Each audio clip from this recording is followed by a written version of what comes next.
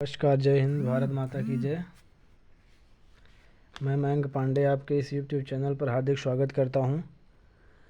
आज अपन मध्य प्रदेश का गठन, एमपी जी के मध्य प्रदेश का गठन क्लास नंबर 2 देखेंगे। कौन सी क्लास देखेंगे? क्लास नंबर 2 देखेंगे। ठीक है, क्लास नंबर 2। ठीक, तो आज क्या देखेंगे? मध्य प्रदेश का गठन। चलिए ठीक है, तो क्लास चालू की जाती है। तो मध्य प्रदेश के गठन को 4 भागों में बांटा गया है। कितने भागों में बांटा गया है? 4 भागों में बांटा गया है।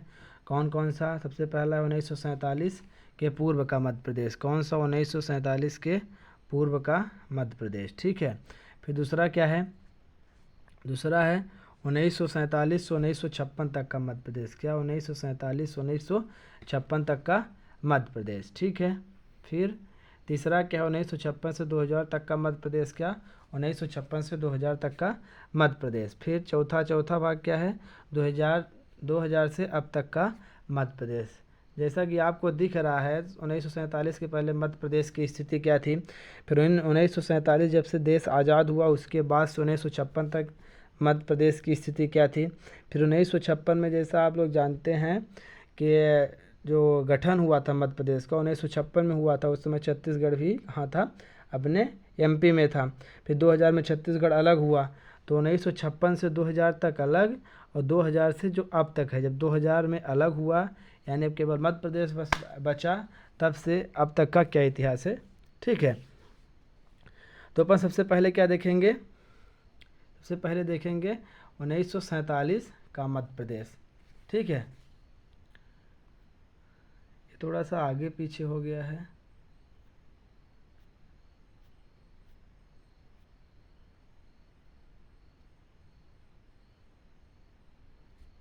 देखो 1947 सबसे पहले क्या देखेंगे? आज़ादी के पहले का, जो आज़ादी के पूर्व का जो मध्य प्रदेश था उसको अपन देखेंगे। ठीक है, तो क्या है? 1740 में एमपी के प्रमुख क्षेत्र गोंडवाना लैंड पे, कहाँ पे? एमपी के प्रमुख क्षेत्र गोंडवाना लैंड पे किसका शासन था? गोंड वंश का शासन था। किसका शासन था? गोंड वंश का। ठीक है, गोंडवाना लैंड पर किसका शासन था? गोंड वंश का शासन था। ठीक है, कब था? 1740 तक। इस गोंडवाना पर मराठा निरंतर आक्रमण करते थे। जो गोंडवाना लैंड पर इस पर जो थे मराठा, तो वो क्या करते थे? लगातार आक्रमण करते थे, और पेशवा राघो जी ने गोंडवाना को लास्ट में जीत लेते हैं। ठीक है, 1740 से 1818 तक किसका शासन रहता है? गोंडवाना लैंड पे जो मध्य प्रदेश का प्रमुख क्षेत्र हुआ करता था उस पर किसका शासन रहता है? मराठाओं का शासन रहता है। फिर जब मराठाओं के पास मध्य प्रदेश आ गया है, तो मराठाओं और आंग्ल मतलब अंग्रेज़ों से युद्ध हुआ करता था। ठीक है, और लास्ट में क्या होता है? युद्ध में मराठा फिर से हार जाते हैं। ठीक, तो यहाँ पे क्या होता है? आंग्ल यानी अंग्रेज़ों का शासन स्थापित हो जाता है। फिर 1818 में अंग्रेज़ों के अंतर्गत कौन कौन सा क्षेत्र था? गोंडवाना क्षेत्र था, सागर था, जबलपुर था, मध्य नर्मदा था। ठीक, फिर उसके बाद क्या होता है? 1853 में, क्या 1853 में कौन आया है? लॉर्ड डलहौजी। कौन आया? लॉर्ड डलहौजी। ठीक, कौन? लॉर्ड डलहौजी। लॉर्ड डलहौजी कौन सी नीति थी? हड़प नीति। क्या? लॉर्ड डलहौजी की हड़प नीति के तहत नागपुर और विदर्भ के क्षेत्र को भी इसमें मिला लिया जाता है। इससे पहले क्या क्या था? 1818 में क्या था? गोंडवाना था, सागर था, जबलपुर था, मध्य नर्मदा था। लेकिन 1853 में जब लॉर्ड डलहौजी आता है तो उसकी जो हड़प नीति थी, तो हड़प नीति के तहत नागपुर या विदर्भ को अपने क्षेत्र में शामिल कर लिया जाता है। फिर उसके बाद क्या होता है? इसके बाद 1857 की क्रांति होती है। क्या होती है? 1857 की क्रांति होती है।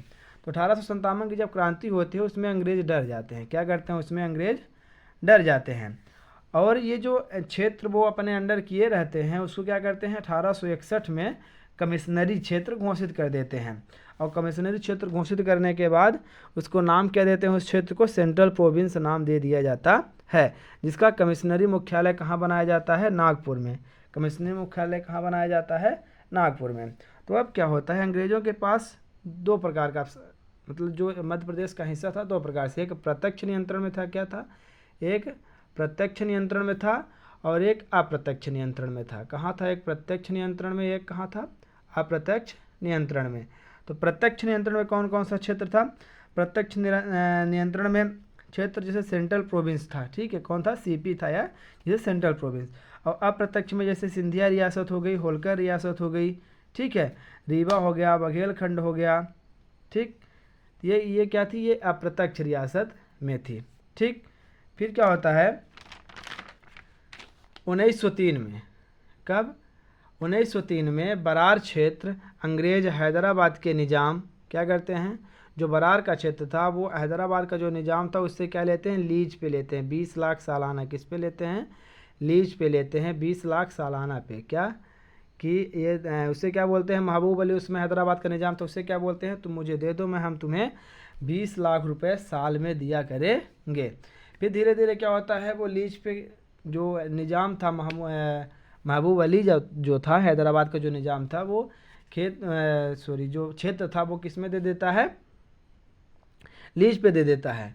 तो धीरे धीरे क्या करते हैं 1936 में अंग्रेज महबूब अली से पूरी तरह से जो उसका हैदराबाद का क्षेत्र था वो पूरा क्षेत्र को क्या करते हैं, छीन लेते हैं, ठीक है, जो हैदराबाद का निज़ाम था उससे क्या करते हैं, वो क्षेत्र पूरा छीन लेते हैं 1936 में। और 1936 में छीनने के बाद इसको क्या बना दिया जाता है, उसका नाम क्या दे दिया जाता है, सेंट्रल प्रोविंस एवं बरार, ठीक। 1861 में क्या करते हैं वो, 1861 में किसका क्या करते हैं, सेंट्रल प्रोविंस। जब 1857 में क्रांति होती है, जब 1857 क्या होता है, क्रांति होती है, तो क्रांति होने के बाद अंग्रेज डर जाते हैं, तो उस क्षेत्र को, जो क्षेत्र उनके अंडर में था उस क्षेत्र को क्या करते हैं, कमिश्नरी क्षेत्र घोषित कर करके उसका नाम क्या दे देते हैं, सेंट्रल प्रोविंस या सीपी। फिर 1936 में क्या करते हैं, 1936 जो हैदराबाद का निज़ाम था जो उसके अंतर्गत क्षेत्र था उसको पहले वो 1903 में लीज पे लेते हैं, फिर धीरे धीरे 1936 में उसको पूरी तरह से हड़प लेते हैं और फिर क्या नाम दे देते हैं, सेंट्रल प्रोविंस एवं बरार। मुख्यालय कहाँ बनाते हैं, मुख्यालय बनाते हैं नागपुर में। कहाँ बनाते हैं मुख्यालय, सेंट्रल प्रोविंस एवं बरार का मुख्यालय कहाँ बनाते हैं, नागपुर में।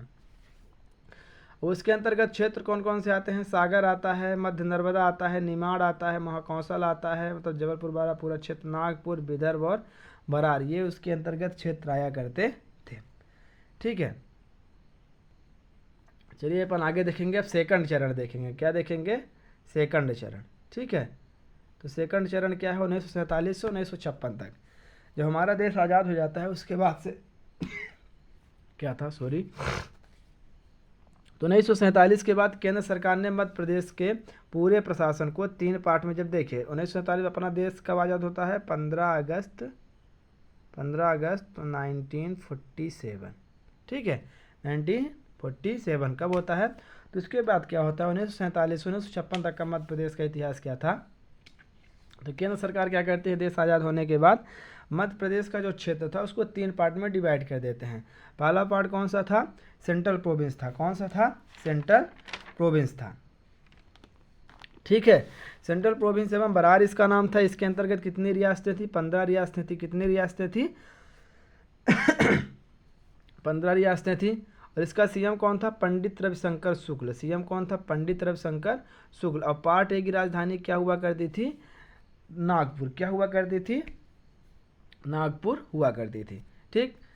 फिर इसका जो सीएम था वो पंडित रविशंकर शुक्ल था। जो प्रथम गवर्नर थे वो कौन थे, राघवेंद्र जी। कौन थे, राघवेंद्र जी जो प्रथम गवर्नर थे यहाँ के। प्रथम सीएम कौन है, पंडित रविशंकर शुक्ला, जो अपने मध्य प्रदेश के भी प्रथम सीएम थे, ठीक।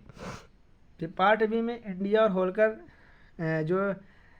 यहाँ पे इंदौर जो होलकर रियासत थी उसको मिला करके उसके अंतर्गत 25 रियासतें थी, ठीक है। तो उसको क्या नाम दिया गया था, पार्ट बी, ठीक है। जो होलकर और सिंधिया रियासत थी, ठीक, जो इंदौर और ग्वालियर रियासत थी वहाँ से मिला करके, ठीक है। तो उसमें 25 रियासतों को मिलाया गया। 25 रियासतों में इसका सीएम कौन था, लीलाधर जोशी। कौन था सीएम, लीलाधर जोशी। अब इसमें 2 राजधानियाँ बनाई गई, एक ग्वालियर भी राजधानी बनाई गई और एक इंदौर भी राजधानी बनाई गई।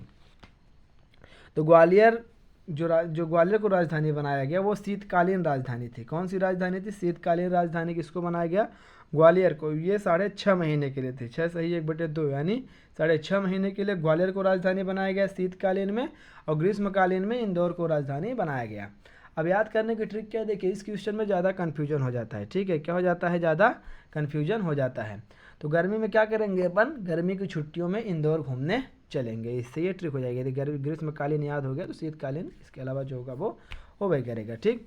फिर पार्ट सी था, पार्ट सी को क्या नाम दिया गया था, जो रीवा बुंदेलखंड वाला क्षेत्र था उसे क्या नाम दिया गया था, विंध्य प्रदेश। क्या दिया गया था, विंध्य प्रदेश। उसमें कितनी रियासतें थी, 38 रियासतें। कितनी रियासतें थी, 38 रियासतें, ठीक है। उसके सीएम कौन थे, शंभुनाथ शुक्ल। कौन थे, शंभुनाथ शुक्ल। राजधानी क्या बनाई गई थी इसकी, रीवा बनाई गई थी। क्या बनाई गई थी, रीवा बनाई गई थी। तो ये क्या 1947-1956 तक जब अपना देश आज़ाद होता है, उसके बाद से जो मध्य प्रदेश का जो पूरा क्षेत्र था उसको 3 पार्ट में डिवाइड कर दिया जाता है। सेंट्रल प्रोविंस एवं बरार 15 रियासतें थी। प्रथम सीएम कौन था, पंडित रविशंकर शुक्ल। राजधानी कहाँ थी, नागपुर थी। इंदौर और होलकर रियासत जो ग्वालियर और इंदौर की रियासत को मिला के बनाया गया, जिसमें 25 रियासतें सम्मिलित थी। इसका सीएम कौन था, लीलाधर जोशी थे सॉरी।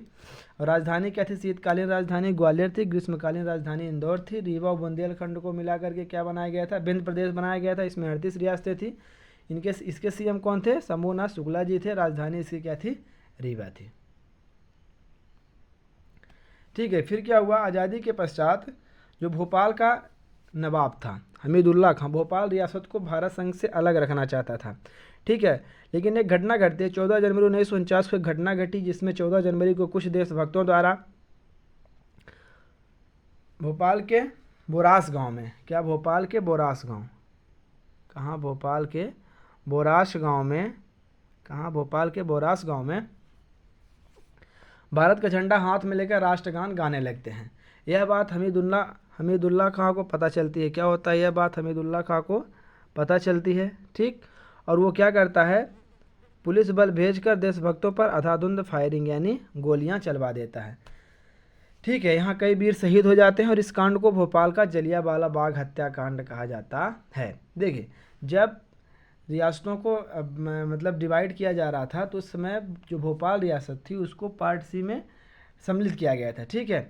लेकिन जो वहाँ का नवाब था, क्या नाम था उसका, हमीदुल्ला खां। क्या नाम था, हमीदुल्ला खान जो था वो अपनी रियासत को क्या बोला था, मैं भारत से अलग रखेंगे, भारत संघ से अलग रखेंगे। लेकिन क्या होता है, 14 जनवरी 1949 से घटना घटती है। भोपाल के बोरास नामक गांव में कुछ देशभक्तों द्वारा भारतीय तिरंगा हाथ में लेकर के राष्ट्रगान गाने लगते हैं। यह बात हमीदुल्ला खान को पता चलती है और वहाँ पुलिस बल भेजकर क्या करता है, वो देशभक्तों पर अंधाधुंध फायरिंग करवा देता है। इसी कांड को भोपाल का जलियांवाला बाग हत्याकांड कहा जाता है। ये क्वेश्चन पेपर के लिए इम्पोर्टेंट है ये, और बोरास गांव, ठीक। फिर क्या होता है, उसी समय डॉक्टर शंकर दयाल शर्मा, क्या उसी समय डॉक्टर जो शंकर दयाल शर्मा थे वो भी क्या करते हैं, भोपाल रियासत को भारत में विलय करने के लिए प्रजामंडल आंदोलन करते हैं। क्या करते हैं, उसी समय प्रजामंडल आंदोलन चल रहा था। जो रियासतें थी देश में उन सबको भारत में विलय करने के लिए, तो उसी समय क्या था, भोपाल में भी ये भोपाल रियासत को विलय करने के लिए प्रजामंडल आंदोलन चलाया गया था, ठीक है। तो डॉक्टर शंकर दयाल शर्मा कौन हैं, जो भारत के 9वें राष्ट्रपति हैं और 8वें उपराष्ट्रपति हैं। कौन हैं, भारत के 9वें राष्ट्रपति और 8वें उपराष्ट्रपति हैं, ठीक है। तो इनको हमीदुल्ला खान क्या करता है, हमीदुल्ला खान इनको जेल में डलवा देता है, ठीक। इसके बाद 1 जून 1949 को भोपाल रियासत क्या किया जाता है, पार्ट सी में विलय कर दिया जाता है। क्या किया जाता है, पार्ट सी में विलय कर दिया जाता है, ठीक है। चलिए बढ़िया है। और अपन कल क्या देखेंगे, मतलब अगले क्लास में क्या देखेंगे, अगले क्लास में देखेंगे चरण नंबर 3, है ना। 1956 से 2000 तक का मध्य प्रदेश कैसा था। देखिए, मेरा उद्देश्य है बहुत बड़ा वीडियो ना किया जाए, ठीक है। तो यदि जो इस चैनल पे नए हों, सबसे पहले चैनल को सब्सक्राइब कर लें। क्या कर लें, सब्सक्राइब कर लें, ठीक। वीडियो पसंद आए लाइक कमेंट करें, ठीक है, लाइक कमेंट करें और ज़्यादा से ज़्यादा शेयर करें। देखिए, जो आने वाले एग्ज़ाम है, जो आगामी एग्ज़ाम है, उनमें इन वीडियो से बहुत फ़ायदा होने वाला है, ठीक है। अभी जो पटवारी एग्ज़ाम चल रहा था, इसमें जो एक्सपेक्टेड क्वेश्चन करवा रहा था मैं, उसमें से 50% क्वेश्चन फंसे हुए हैं।